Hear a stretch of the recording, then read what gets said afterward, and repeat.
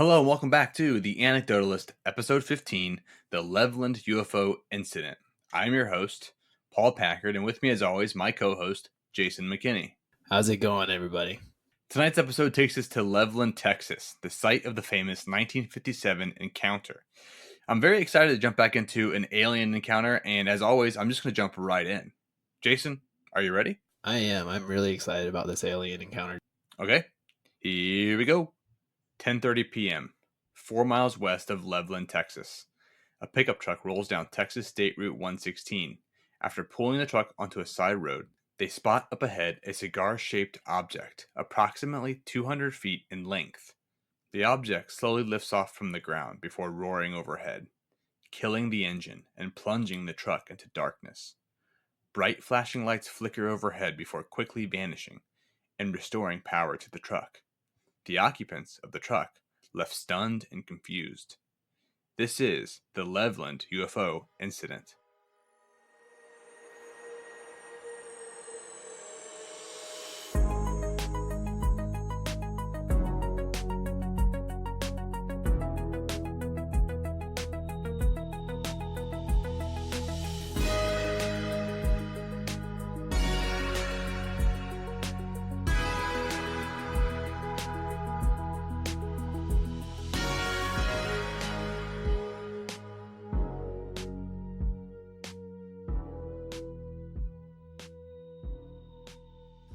So interesting. So this one, it doesn't seem like there's a jump in time or anything. It seems like this one's just starting out as they're seeing a ship and the ship's running away.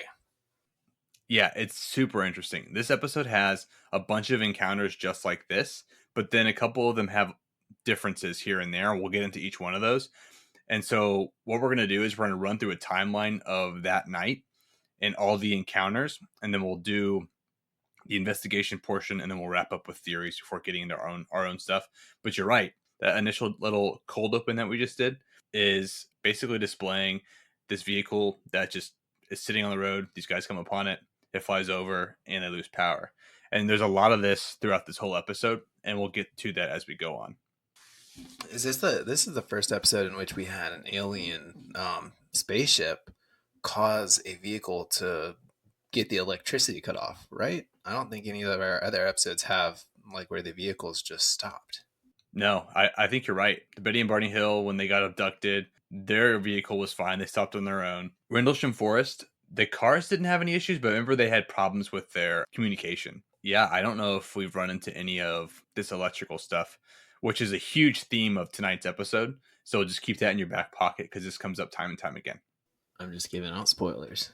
Yeah, we're going to start things off with the timeline here. And so around 10:30 p.m. Texas time on November 2nd, 1957, when two men traveling west on Texas State Route 116, which is now State Route 114, they're heading to a farm that was about 10 miles northwest of Levelland, Texas, just outside of a town called Petite, Texas.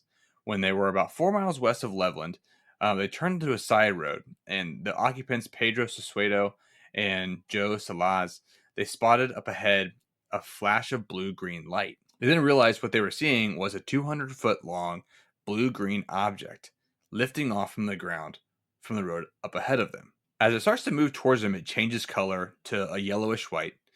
At this point, they refer to it as like a rocket-shaped object. It moves towards them, and as it approaches the truck, the lights of the vehicle and all the electronics on the inside go out. The engine stalls, and the truck comes to a stop. Sesuedo, who was driving, he just dives out of the truck. And it's flying so low, he thinks it's going to hit them. It flies over the truck, and as it does so, it changes color to a dark red. Sesuedo is yelling for Salaz to get out of the truck, but he's like stuck, frozen in place from fear. He said, as it passed over them, it sounded like rolling thunder, kind of like a storm overhead.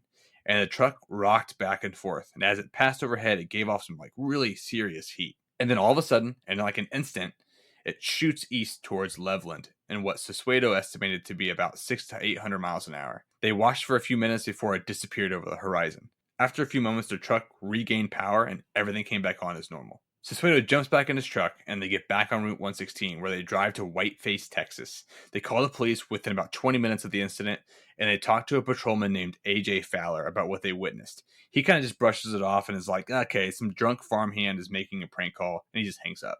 Wow. So this is kind of crazy. This makes me think of you say that it sounds like rolling thunder.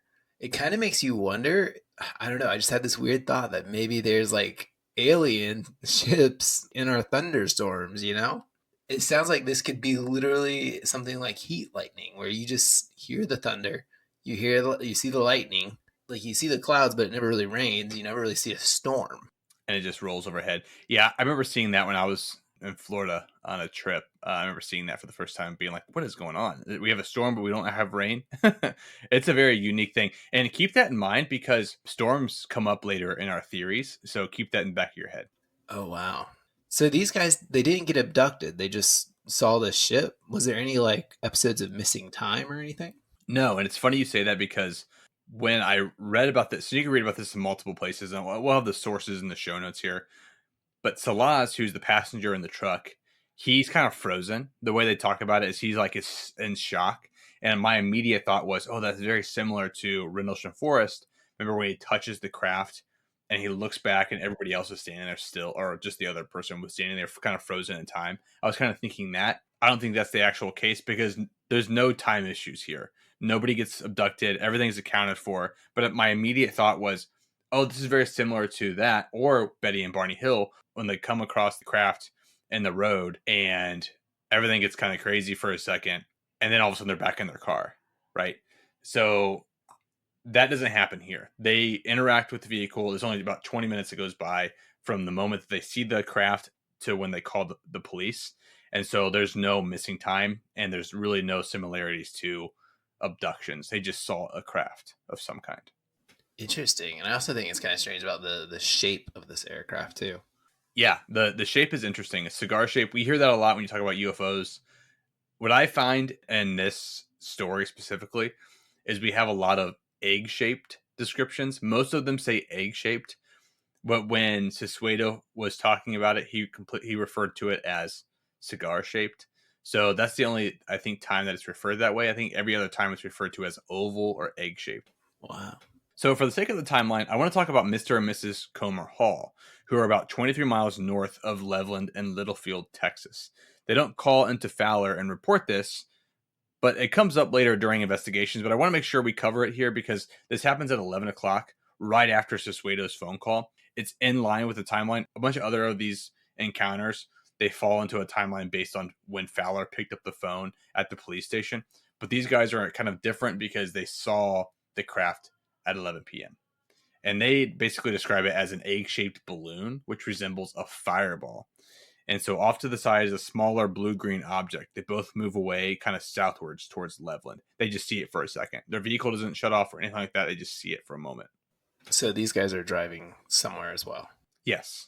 Most of these people are in their vehicles when this happens or in their cars when this happens. So it's now 11:50, a full hour after the call from Sissueto to Fowler, when Fowler received another call. This time, a man by the name of James Wheeler is on the other side of the phone. Wheeler is on the opposite side of Levelland, about 4 miles east of the city, which makes sense based on the previous report stating the craft took off heading east towards Levelland. So it went towards Levelland, over Levelland, it must have. And then this guy, Wheeler, sees the craft. He's calling in what he describes to be an egg-shaped craft, roughly 200 feet in length. The whole area around the craft has like a bright glow, and it's lighting up the ground really bright all around it, like it's glowing kind of neon. And it's sitting directly in the roadway on 116, Route 116. All of a sudden, his engine shuts off, along with the headlights. He gets out of his truck and starts walking toward the craft. As he does so, he said the thing just shoots up into the air and just zips away. He turns around and his truck is back on and the engine is running. Oh wow. So like I think it should be noted that not only did it turn the power back on, but it actually started the vehicle too. Yeah, I'll just make a caveat here. The source that I read, they didn't specify. I think in the source it said something like it was never talked about. Either A, he turned around and his car was running again, or B, it started up no problem, but there was no specificity to how it happened. The source did say one or the other, so potentially he turned around and his truck was running again. or he started no problem. Either way, the vehicle ran properly afterwards. At around 11:55, a tech sergeant and his wife and 2 kids are driving towards Levelland when they see a bright streak of light fly across the sky. It kills their lights and radio, but the engine actually stays running. It's not close enough to kill the engine. And they only really experienced a short exposure to the craft. And I didn't really find anything that dove any deeper to their experience. And I didn't really find their names other than the driver being a technical sergeant in the Air Force. But it is really interesting because their engine didn't die, but the lights and radio did shut off. Interesting. I wonder if like this EMP device that they have wasn't completely on all the way, or if maybe if it was just it couldn't reach them just because of the height. Yeah, I think it was because the vehicle wasn't as close to them. They just saw it as a streak in the sky, and whatever magnetic field that's causing the power issues and the engine issues, it only just grazed them and knocked out just the light in the radio. Interesting. Yeah. Okay, so now it's midnight. A Texas Tech student named Newell Wright is driving 10 miles east of Levelland when his car starts having all kinds of electrical issues. His headlights are flickering, the speedometer is bouncing all around, and his car starts to stutter, kind of similar to what it sounds like when you run out of gas. His radio shuts off and his car stalls. He gets out, he walks around to the front, and he pops the hood. He can't really see what the problem is, so he shuts the hood. That's when he spots this 200-foot long egg-shaped object. He said it kind of reminded him of like a loaf of bread. It's glowing blue-green. He saw no doors, propellers, or markings of any kinds, but he thought outside of the craft kind of reminded him of a metal like aluminum. It had a metallic outer shell. He jumps back in his car and is like frantically trying to start the car, but it's just not responding. So he just sits there and he waits for about 5 minutes. It finally lifts off and flies north at a high rate of speed before disappearing, at which point his car starts again. So he actually goes into the station and reports what he saw the next day. He doesn't call it in. He drives into the station. His statement actually ends up in Project Blue Book, and it's just interesting because he's one of the few that actually get interviewed. We'll talk about this later. Only 3 have official statements in Project Blue Book. Interesting. So we have what the ship looks like, a loaf of bread.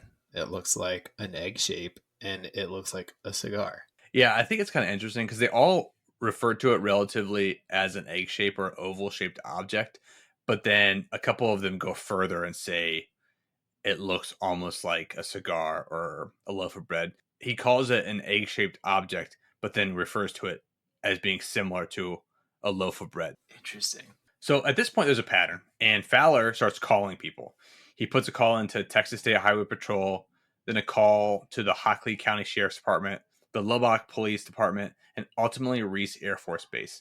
Both the Civilian Aeronautics Administration and Reese Air Force Base tell Fowler that there should be no planes in the sky, and whatever you're seeing, it's not ours. Meanwhile, about 11 miles northwest of Levelland, 2 cotton combines are harvesting in a field in Petite, Texas, and an object flies overhead. Each of these combines have 2 engines. All 4 engines shut off. And then when the object kind of keeps going and flies away, they all kick back on and operate as normal. Yeah, it's kind of interesting. Why in the world are they harvesting at nighttime? They do that. Farmers do that. We have a farm field behind our house, and we were laying in bed one night, and all these lights were kind of coming through the window. And I was like, what the heck is going on? So I turned and I opened the window, and there was a combine in the field behind us. It was like 11:30. They do it. I don't know why. Whatever their schedule is, they just run them. Interesting. Yeah. So at this point, it's about 12:15 a.m. And according to George Dudding's book, The Levelland UFO Case, between all the law enforcement agencies that were involved at this point, 14 cruisers are driving around on the lookout for UFOs. A farmer by the name of Frank Williams calls into and speaks with Fowler, claiming that while on a dirt road off Highway 51, about 8 miles north of Levelland, which is fairly close to where Alvarez spotted the craft, he sees this craft also. He describes the object as a bright, pulsating object. The interesting thing about his sighting is that as the object pulsated, when it reached its brightest point, it killed his engine. And then as it cooled down, his engine would come back on. And then off again, off and on like this until it took off. He describes it lifting off in a thundering roar, kind of like Sassueto, before vanishing completely out of reach, about 300 feet in the air when the lights on the vehicle went out. This is fun. It's like a kind of a funny sight. Just your car going off and on, off and on, off and on. Yeah, it's very weird to think like you're watching something out in the distance that's like getting brighter, brighter, brighter, and when it gets really bright, your car stops, and then as it like fades, your car turns back on. That is a weird thing to think. Poor guy's like the car starts, he starts to drive away, and it goes off again. It's just like off and on, off and on. But yeah, it's very, very interesting. Okay, so it's now 12:45 a.m. and back at the location of the first sighting by Siswato on Texas State Route 116, Ronald Martin, a truck driver, is heading to Paget Hotel when he sees a bright orange light about a mile ahead. It lands on the road, and as it does so, it turns a bright red. When it comes to rest, it turns a bluish green. Now, Martin's description gets a little bit more specific. He says the object is on the road long ways, and it covers the entire width of the road. It's about 18 to 20 feet wide. Since it's laying long ways on the road, he's not really quite sure its length, but it covers the entirety of the road. His truck engine shuts off and describes being so close that the entire inside of his cab is lit up from like the blue-green glow. After about 15 minutes, it takes off straight up into the air, turning bright red before disappearing. Again, like the other vehicles, his truck turned back on as if nothing had happened. Now it's 1:15 a.m., and another truck driver named James D. Long is driving along a highway named Oklahoma Flat Road, about 3 miles northeast of Levelland.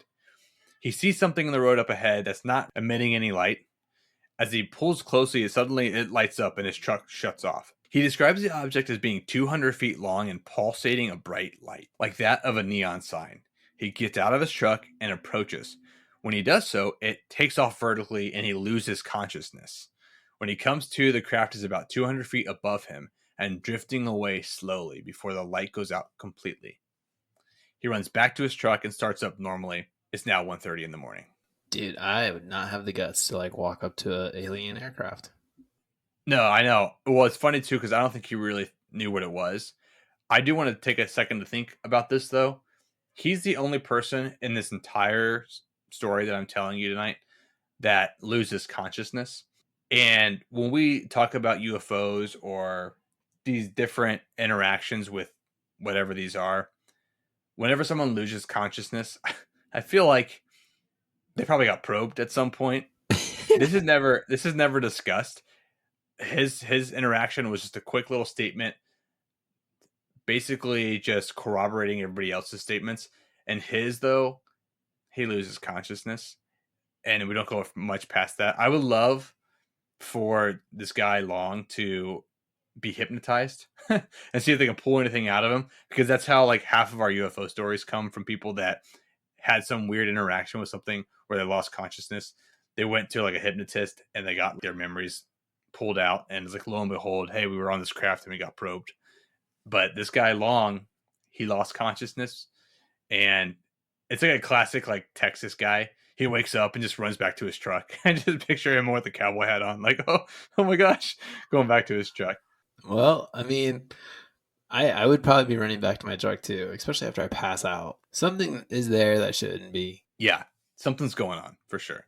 At this point, again, it's 1:30 in the morning. The place is crawling with law enforcement. Up until this point, all of these witnesses have been civilians, with the exception of the unnamed tech sergeant. Now, I want to mention something here quickly before we jump into this next set of witnesses. I went kind of down a pretty deep rabbit hole. I spent a lot of time on the CIA's website. I don't know if you've ever done that, but it's kind of scary, the stuff that you can just pull up. It's pretty wild. But you can go on their website and they have like a search bar, and everything that the Freedom of Information Act has pulled up, those documents are just available. And you just have a search query, you put it in, and whatever you put in there, you can just read about. I got down some deep rabbit holes, and I had a hard time with the research part of this because I had to like pull myself out of these deep rabbit holes. My wife is like, what are you doing? I'm like on my phone zooming in on like PDF documents that have been like scanned in. It was wild. But one of these I read is a document that's about 186 pages. It's a PDF. It's been compiled and published by the National Investigations Committee on Aerial Phenomenon, or NICAP. I don't know if it's NICAP or NICAP. We talked about them last episode. They're a nonprofit, but they published this document, and then for whatever reason, the CIA had it, and it was published in 1964, but it was approved for release in 2001. And the document was created in December of 2016 for public viewing. So you can go on their website, look at it, read through it. It has a ton of stuff in it. Anyways, NICAP or NICAP has a qualification of observers where they put observers into buckets. The first bucket is like trained or experienced, which is like scientists or professional pilots, etc. The next is good, which is private pilots, civilian pilots, or police. After that, we have average, which is basically what would be considered like a reliable civilian. And then finally, we have radar hits, which is category 4. I say all this because up until this point, all of our witnesses would fall into the average category. The next couple of witnesses are from what the CIA deem to be a good source. Wow. I mean, it takes a lot to be considered serious for CIA. The fact that they had these documents and thought something important of them, obviously there's some good stuff here. Are you going to put this in the show notes? Yes, this will be in the show notes. It's very interesting because NICAP is not a government funded, CIA funded institution. They put together this PDF, and the CIA had a document version of this, and then they released it. I don't know why they had it. You probably could have read it before. I don't know. But it's a very thick compiled document, and we'll have it in the show notes. I have another CIA one that should be in there, and then another real long document that we'll get into later. That was very exhausting to read through. But we'll talk about that in a bit as well. Okay, so we're still 1:30 in the morning, 1:30 a.m. Sheriff Weir Clem and Deputy Pat McCulloch are in the area where Long had witnessed the craft. Fowler is on radio, and he's radioing to everybody, giving them information of what he's receiving throughout the night. So he's getting phone calls from civilians who are witnessing things, and he's then calling out and radioing out to patrolmen that are out and about. They pull up on what they describe as a bright oval-shaped object in the road about 1,000 feet out. They say it looks similar to the setting sun, and it lit up the area all around them. And it was basically as bright as the middle of the day. They get close, and it takes off so fast that Sheriff Clem says it's basically indescribable. Like, we couldn't even describe how fast this thing went. There's no way to even reference it. A little ways behind them, Texas State Highway Patrolman Lee Hargrove and Patrolman Floyd Gavin, they witnessed the object traveling close to the ground. I'll quote Hargrove's official statement here. This comes from the book The Levelland UFO Case by George Dudding, quoting Hargrove. Quote, I was driving south on the unmarked roadway known as the Oklahoma Flat Highway and was attempting to search for an unidentified object reported to the Levelland Police Department. I saw a strange-looking flash, which looked to be down the roadway approximately a mile to a mile and a half. The flash went from east to west and appeared to be close to the ground. End quote. So I quoted him specifically because his quote seems a lot less dramatic than a lot of the stories that we have and like all the articles written. When you quote somebody directly, especially a police officer, for him not to say it looked like a loaf of bread, an egg, or whatever, for him just to say it was a flash of light that streaked across the sky, it kind of puts things in perspective. And maybe that's important later on when we talk theories, because if everyone that saw what they think they saw was actually like a flash of light and they described it as this bigger thing than what it was, maybe we have like a mass hysteria situation. I wanted to use his direct quote to ground us in our perspectives for later on. But that said, one of the guys saw the ship land on the highway. Correct. There are statements like that. We have multiple statements in varying degrees. I just wanted to make sure we had a quote from someone that had a more sensible approach to what they were seeing. Makes sense. Yeah. So the next incident is that of Marion Smith. So this encounter was not reported that night and not to Fowler. Smith, a mechanic in Farmington, New Mexico, which is like 500 miles from Levelland, had a similar encounter to all the ones we previously discussed. Egg-shaped glowing object, which was actually sitting a couple hundred yards off the road. All 12 cars stalled. It lifts off and their cars start up again. In this specific incident, however, Smith actually approaches the landing site. He said that the ground where the craft sat was hot to the touch, and there was a smell of like fuel in the air. And so remember, he's a mechanic, and he'd be familiar with the smell of fuel. And the interesting thing about this encounter is that it happened the same night and had something like 12 witnesses. The difference being that it was almost 500 miles northwest in Farmington, New Mexico. So we're going to get through some more incidents and encounters here shortly. But the thing about this is that this is the furthest one away, almost 500 miles away from Levelland, Texas.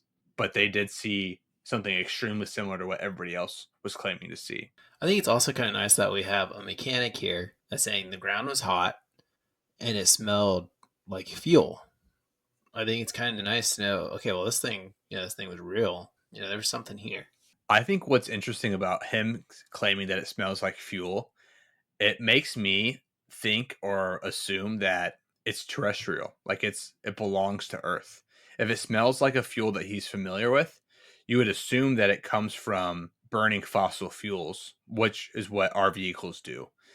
If it's extraterrestrial, you would assume that it would be nuclear or be more refined to not leave a smell of burning fuel. That's extremely interesting to me. Yeah, no, I totally agree. I was kind of thinking the same thing. So I'm gonna kind of skip a few of these here. I don't want to just say the same thing over and over and over. I want to get over to our next part of sightings, which happens in New Mexico. But there's also sightings in Amarillo, Texas, Seagraves, Canadian, Midland, Texas, that all happened that night. But I want to now kind of jump over to New Mexico, since we just talked about this one that happened about 500 miles northwest in Farmington, New Mexico. So most of the New Mexico sightings happen early morning hours of November 3rd into midday November 3rd. All that said, let's go ahead and jump into New Mexico, because now we kind of shifted to the next state. Sorry if you guys hear thunder. It's storming really bad right now, and I'm trying my best to whenever I see lightning to stop so I can edit out the thunder. But if you hear it in the background, I apologize for that. Maybe it adds a little theme to our to our episode. I don't like it in the background. It is what it is, because I got windows right next to me in my office here. But all that said, let's go back. So we're now in New Mexico. It's early morning hours of November the 3rd. And just for like geographical purposes, Levelland is in northwest Texas. It's not too far from New Mexico. And we're going to talk about an area a little bit west of Roswell, New Mexico. So Farmington is at the uppermost corner of New Mexico, northwest. Now, the rest of these sightings we're going to talk about are all around the same area southwest from Roswell, and the southernmost part of New Mexico. Around 3 a.m., Corporal Glenn H. Toy. Oh, you hear that thunder? Yeah, I do. The aliens are coming for you, man. They know that we're talking about them. They're landing. Corporal Glenn H. Toy and Private First Class James E. Wilbanks were patrolling in a Jeep at the White Sands Proving Grounds. So they were near the old bunker where scientists and military observers were during the first atomic bomb test prior to World War II. An egg-shaped object with an orange glow about 200 feet in length descended on the building. It hovered there for a few minutes before going dark. Then lights back up as bright as the sun before taking off and landing a couple miles away. The Jeep in this situation did not lose power for whatever reason. So this is kind of interesting, how we were talking about like scientists with, I'm sure you're probably going to talk more about this later, but the fact that the aliens kind of radiate towards where maybe some radiation is or was. Yeah, you're right. When we talked about Rendlesham Forest, one of the things that came up was top secret stuff that was happening in the area and possibility of there being nuclear testing or something at Rendlesham, and how we always often see UFOs or things that are unexplainable around nuclear sites. It's very possible that we have these aliens coming and inspecting. I mean, it's 1957, so you got to imagine when were the Trinity tests in the early 40s? We dropped the atomic bomb in 45. So it just happened. They see these explosions, these nuclear explosions, and they're coming to investigate. And now they're here at White Sands. They're like, guys, stop blowing each other up. This is bad. Yeah. I always see it as through the lens of Star Trek. When you break warp drive and the Vulcans are showing up and saying, hey, now that you can do warp, we want to make sure that you guys don't run into us by accident. Hey, we exist, blah, blah, blah. I always think about that with the nuclear stuff. Like, we dropped the first nuclear bomb. We figured out how to create nuclear fission. And so aliens are coming to make sure that our civilization is managing nuclear technology properly. I always think of it that way. That's so interesting. Yeah, that's kind of cool. Kind of a cool thought process. Yeah. Okay. So it's now 8 p.m. Specialist Third Class Henry R. Barlow and Specialist Third Class Forrest R. Oakes are patrolling near the Trinity site where the first atomic bomb was detonated. So, similar to the other encounter, the object descended on an old bunker at this location and hovered about 50 feet above it, changing colors from red to white and back and forth, dimming occasionally before flying away. Was there any power outage? No, and what's interesting about these two situations is I did not read that the vehicles lost power, and then the source specifically said the Jeep that was being driven by Toy and Wilbanks, that vehicle did not lose power, which I thought was interesting that these two military vehicles did not lose power. Interesting. Yeah. So that was November the 3rd. So now it's November 4th. So now we're on day 3 of all this stuff that's happening. It's about 1 p.m. A multitude of cars were traveling on Highway 54, 10 miles southwest of Oro Grande, New Mexico. I don't know if I said that right. It might be Oro Grande. I'm not really sure. I apologize if I said it wrong. And a quick note here, one of the men named Duncan was from Las Cruces, New Mexico, which is a city I've actually been to. It's a little ways north of El Paso, Texas, super close to the Mexican border. Anyway, they're traveling along Highway 54 when an object about 500 feet in length, estimated to be traveling at 2,500 miles an hour, was cruising at 5,000 feet. It drops down to 1,500 feet. An electronics instrument tech, James Stokes, stationed at Holloman Air Force Base, said that about 12 cars were on the highway. They all stopped and stalled, and the vehicle gave off so much heat that it left burns on his face. So Stokes, he takes down the names of a couple other drivers, which is Duncan and Alan Baker, also stationed at Holloman. They all corroborate their stories. They write them down. They have it. So when the craft left, Stokes says that his battery to his car was so hot it was steaming, but his car just fired back up as normal. All right, so James Stokes, he was driving with these 12 other cars? Yeah, so James Stokes is driving on Highway 54, and there's about the thing is it also might not be 12 cars. There's this also comes up later because Stokes doesn't quite remember how many vehicles there were, and the investigators at Blue Book basically discount. We'll get into all this later. So I don't know how many cars. He says a dozen at one point, a few at some point, 2 or 3 at some point. But for sure, we know that Stokes was driving on Highway 54. He pulls over, or his car stalls, or whatever.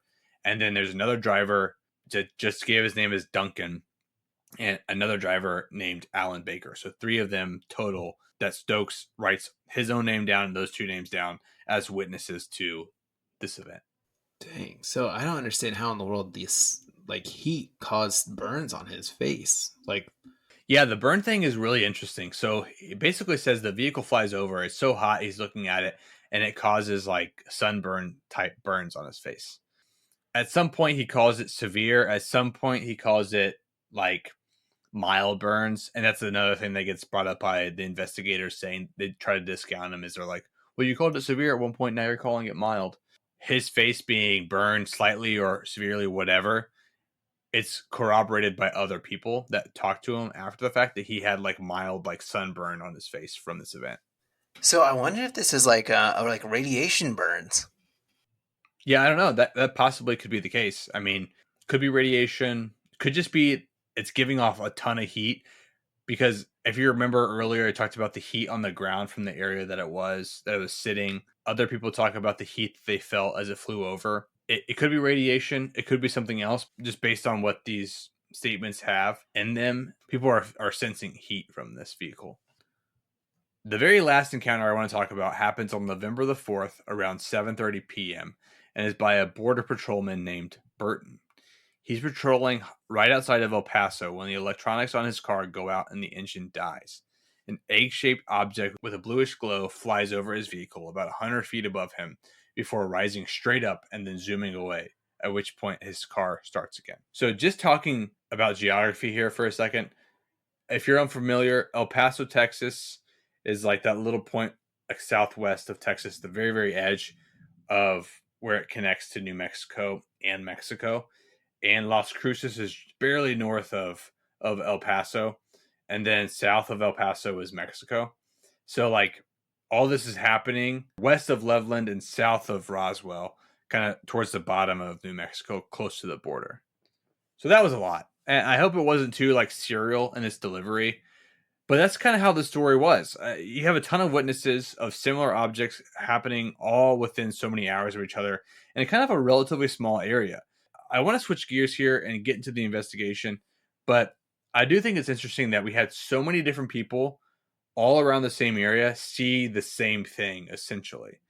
And so when we get into our theories a little bit later, I think it's important to note that we had a ton of witnesses to the same event, but not the event itself, but a very similar object or thing that happened in a bunch of different areas all at the same time, or relatively the same time within so many hours of each other. Yeah, I don't think you can like hear all these stories and not kind of think or kind of come to the conclusion that this is probably the same craft that is just traveling. Yeah, and that's what's interesting about it is that some of the theories point to like weather phenomena and stuff like that, but if everyone's seeing the same thing or relatively the same thing and they're describing it very similarly without talking to each other, that's very shocking or jarring. If like somebody says to you, "Hey, I saw this crazy thing," and then 30 minutes later another person from like 5-10 miles away, "Hey, I saw this crazy thing," and then another person, and it keeps happening, at some point you got to stop and think something's happening here. Something crazy is happening here. And too many people from different areas are saying the same exact thing. So it must be the same exact craft, you would assume.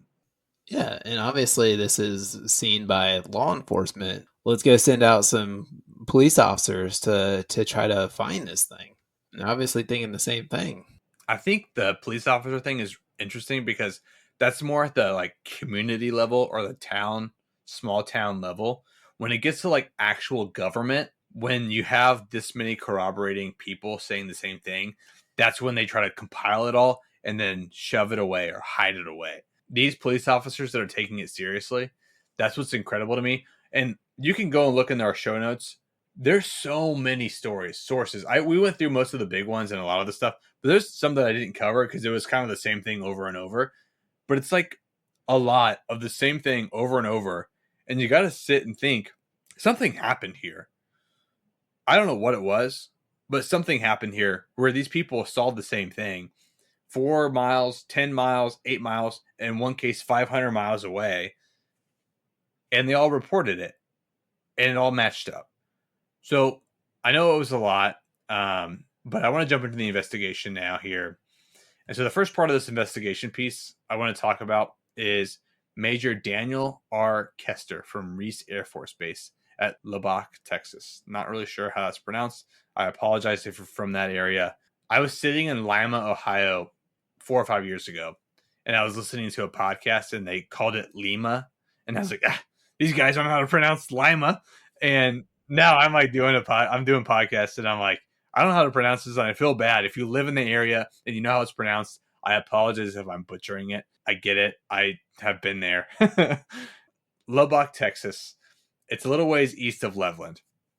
So he comes into Levelland the night Fowler is receiving all these calls. He visits the encounter sites in Levelland, writes up a report, and then sends it off to his superiors.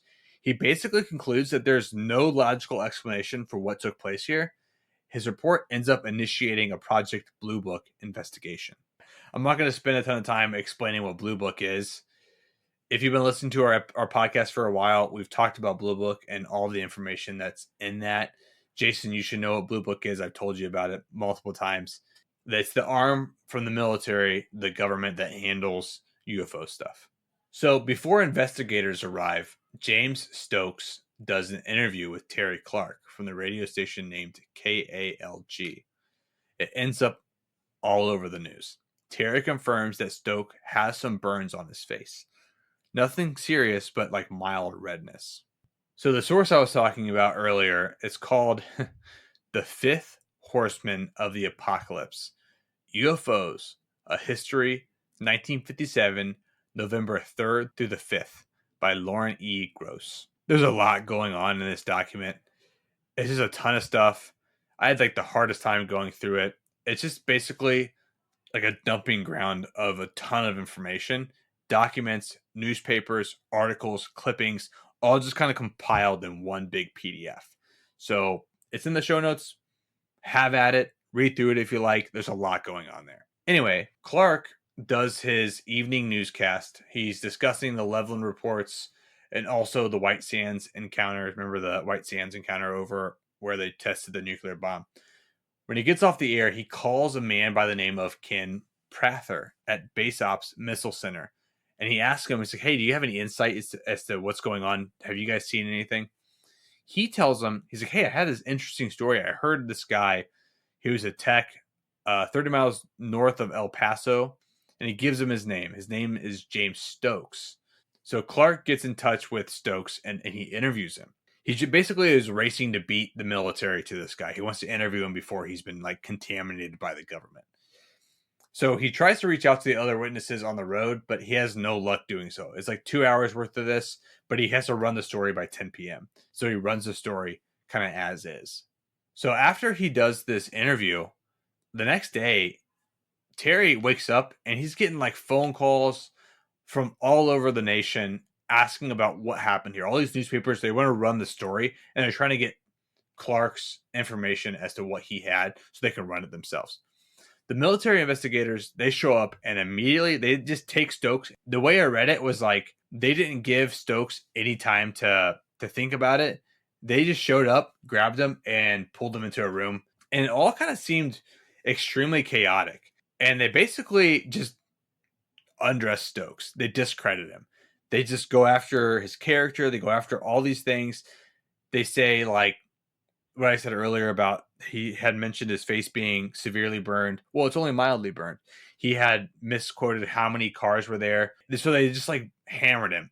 And after all this, they just basically discredit him so badly that later on somebody interacts with Stokes and he falls in line. He's like, I didn't really see anything, which I think is very interesting because they hammered him so hard after doing this like interview that he just is like, nothing happened. I didn't really see anything. I was remembering it incorrectly. That's it. So, I mean, it kind of makes sense. You know, the guy that goes on the news and gives all this information about the UFOs, if they can discredit that one guy, you know, it's less likely for other people to keep looking into it. Yeah, and that's what's interesting about this is all these people witnessed something, and the one person that went to the news about it, he got pulled into a room and they just hammered him with whatever they did, completely discredit him. And so, yeah, imagine a spokesperson for some event that happened. If you can get to him and get him to say none of it happened, you can unravel the whole thing. So there's more on that if you want to look into it. Again, that source is really hard to read, but there's a lot going on there. But I thought it was interesting because what I found was that a lot of sources kind of skim over the Stokes stuff, but there's a lot more going on there. He just gets hammered by investigators. Yep, and then you have all the other people that saw this ship that are just going to be like, well, I don't want that happening to me. Yeah, or what's really interesting too is that he was interviewed, but the actual Blue Book investigators show up after the fact, and I don't think they interview Stokes. He just gets pulled in somewhere else and beaten up, basically. So the official investigator shows up in Levelland. And so a Levelland dirt contractor named Bobby Taylor, I just found this so funny.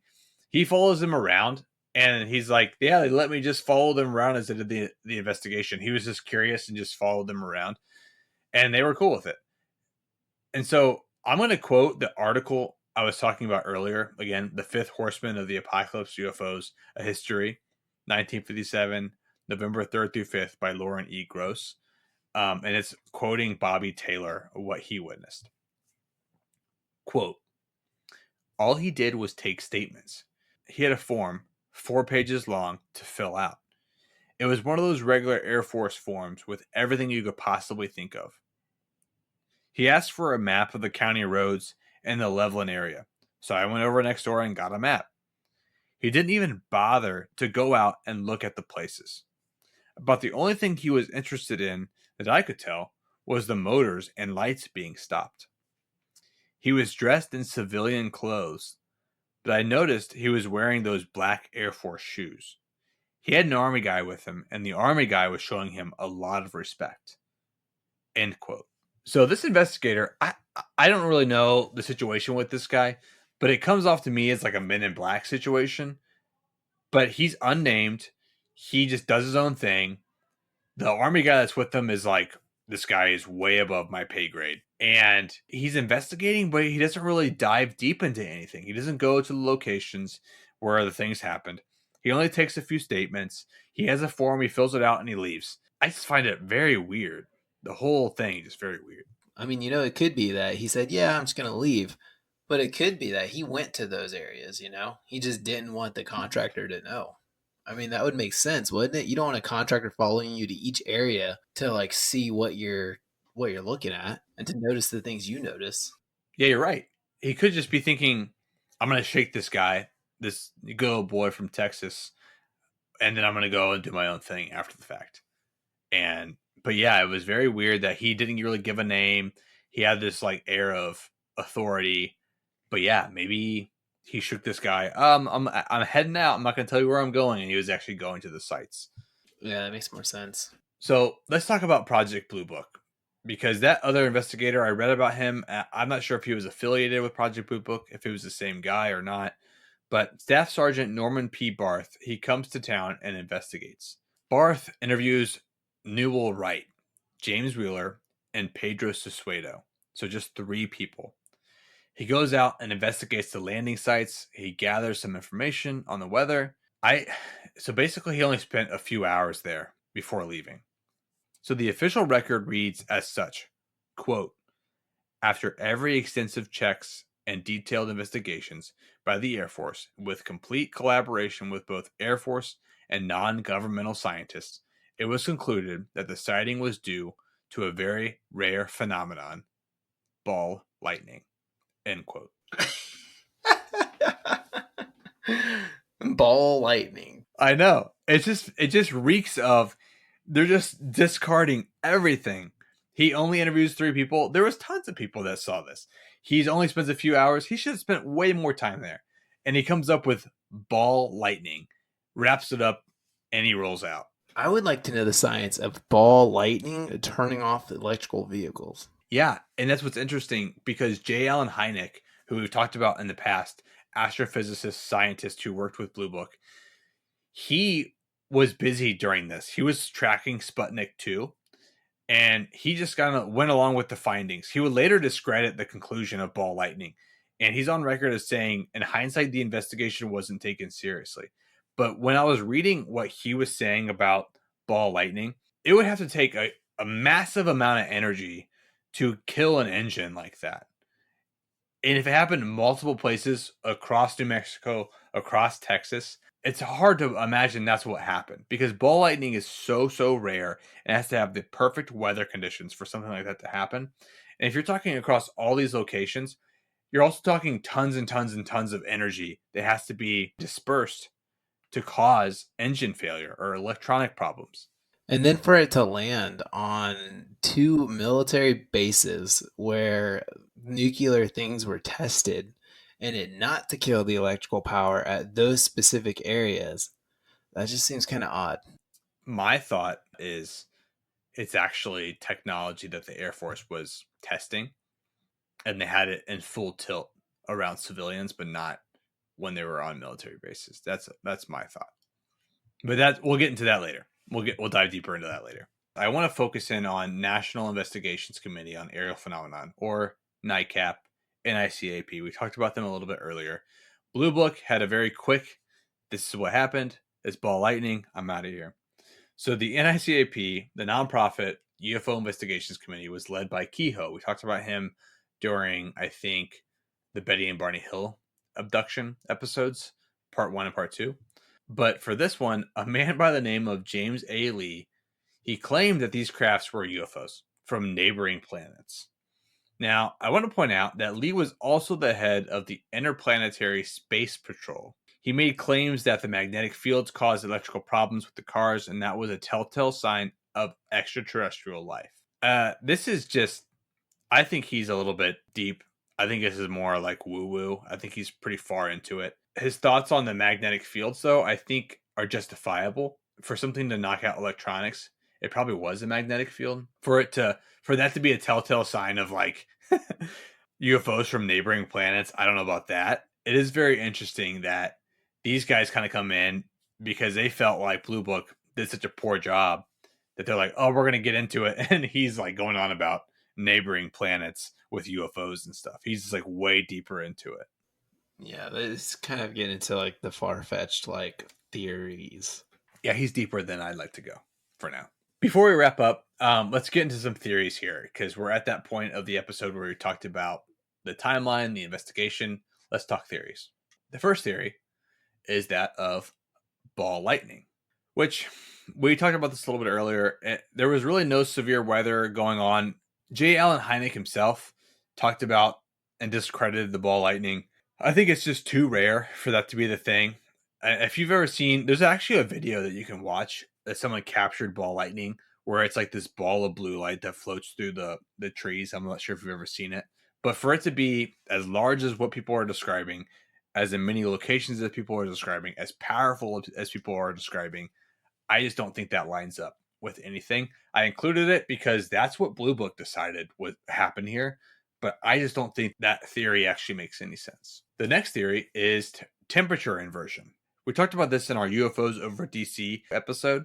That was just a few episodes back, where temperature inversion plays with radar. It messes up the scope. The thing with temperature inversion, for it to cause problems across, again, such a large area and multiple locations, and for it to cause issues with people's actual sight, I don't know how I feel about this, but they say that if you're in an area with a temperature inversion, it can cause stars to be bigger than what they are. So people mistake stars for other things. I don't see how this would affect so many people in so many locations and cause vehicles to stall. Or for you to imagine a huge aircraft landing on the highway. Yeah, right. Okay. Another theory of what happened is what Patrolman Fowler believes to be the case. So it's that this was actually military experiments by the U.S. Air Force, and they have a huge presence in this area. And that would explain why they shut down everything so quickly. That it was something that they were testing and something they were doing, and so they were like, "Oh crap! Everyone saw this. Too many people saw this. To shut it down." And that it was actually some like futuristic technology they were testing. See, this actually kind of gives some credit to the fact that that guy didn't go and examine each place where that ship landed.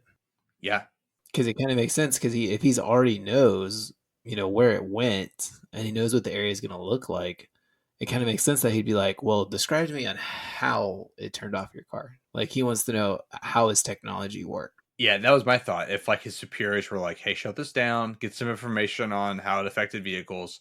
And then report back to us. We'll sanitize everything. That makes the most sense, I think, to me, is that this is happening. All these people saw it, civilians saw it, shut down their vehicles.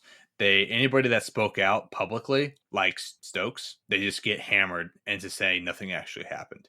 And then on the military side, the military bases, those vehicles actually didn't shut down because maybe they aren't running at full capacity.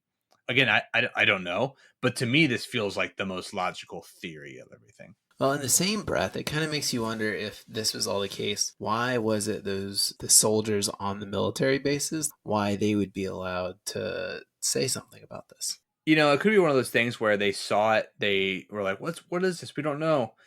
And it got out before anybody could say not to talk about it. It's kind of like how Clark got to him first and they interviewed him and it was this big thing. And if the military had gotten to him first, he probably wouldn't have said anything.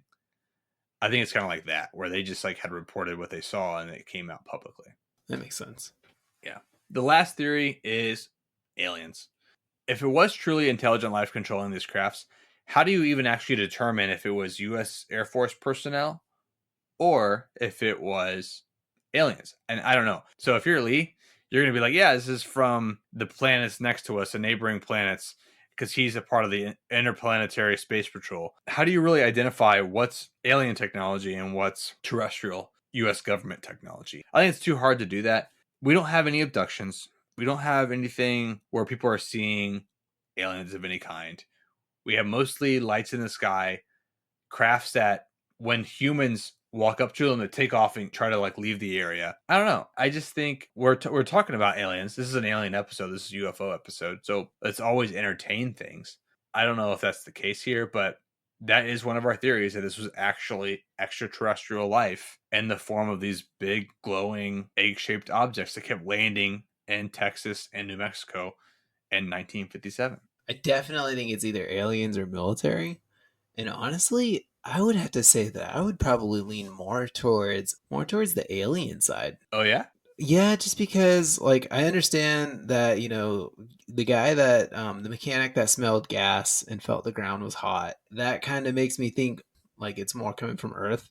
But at the same time, like I don't know how good our technology was back then in the military, but I have a hard time believing that we would have, if we were so smart to create technology like this, then I think that we should have been smart enough to cover it up better. Yeah, that's a good point. I lean more towards US Air Force military technology that's just top secret. But you raise a really good point. This is 1957. This just seems way too far advanced for technology that the US government would own or have. I mean, you're right. The technology seems pretty advanced for this time period. But you never know. You really never know. We don't know what technology the US has. So it could be anything. But yeah, I lean more towards US technology, but you saying that, it does make me skeptical, because I'm like, do we have tech like this that's capable of like incredible speeds in an instant? I don't know. I lean towards government, you lean towards aliens. It's a toss up for me. It really is at this point. We're just working with the aliens to figure out better technology. Yeah, or like the one theory from the Betty and Barney Hill abduction, where it's actually government from the future that's come back and got stuck, and that it is technically our own terrestrial creation, but it's from the future that just made its way back. Could be that. They kept like parking on the street so that they can fix their craft, and everyone kept driving up to it. Like, they gotta take off again. Could be that. Yeah, we're trying to fix they're like lifting the hood on it, and whenever a car gets close, they EMP them, so then they fly away. They're like, all right, put the hood back down. We gotta go. Yeah, gotta go somewhere else. I want to thank everybody for tuning in to another episode of The Anecdotalist. We really appreciate all the listeners we have tuning in. If you like the show, please give it a review. Tell your friends about it. We are having so much fun doing this, and I think our schedule is getting better, I hope. And we're doing 2-week intervals. That's our best bet. We're trying our best to do that. And lastly, one random thought here. If you're still on with us, I know we're at the end of the episode. We stopped talking about all the lights and stuff. We didn't realize that when we did Ghosts of the Ohio State Reformatory, that the 30th anniversary of Shawshank Redemption is coming up. And I'm actually going. Jason, I don't think you're going to make it up here for that. It's in Mansfield, Ohio. My dad and I are buying tickets. That's next weekend, August 9th, 10th, and 11th. We're going to be there. I want to take some pictures, probably put them on Instagram. I don't really know. But we're excited about it because we had no idea when we made that episode that was going on. And then once I released it, and my dad randomly texted me, and he's like, there's an anniversary of the Shawshank Redemption. We should go look at it. So we're going to go. We're going to be there here next weekend. And if you're a fan of the show, you live in the area, stop on by, say hi. All that said, appreciate all of our listeners. Thank you so much. And we'll see you next time on The Anecdotalist.